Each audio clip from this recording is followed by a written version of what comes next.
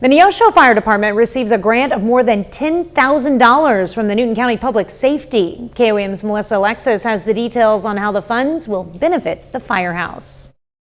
One of the things is you want to have your gear immediately. Leif Hayward is a firefighter at Neosho Fire Department, and he says the new extractor washer and dryer they purchased with the grant makes washing their gear much more convenient. Huge time constraint that would take place would have to get us out here earlier than what we normally would. Before the grant, there was only an extractor washer and dryer at Fire Station 1. The grant allowed them to purchase another set for Fire Station 2, so the firefighters don't have to take away time from responding to emergencies to travel and wash their gear.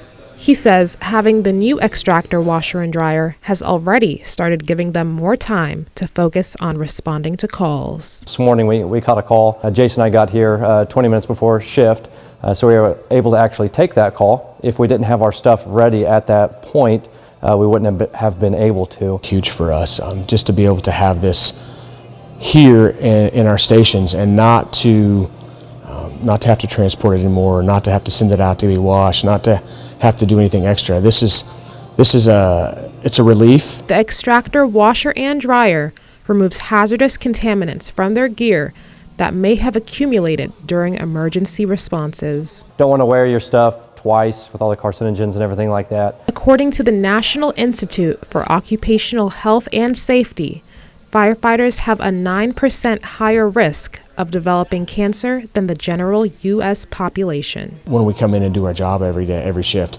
that our stuff is clean, that we're not cross-contaminating patients that we might see out in the field on a car wreck, or cross-contamination that might actually go home with us from our gear where we've had contact with that. These washer and dryers will increase the longevity of the gear and ensure that hazardous contaminants are removed. So it's a peace of mind. Reporting in Neosho, Melissa Alexis, KOAM News.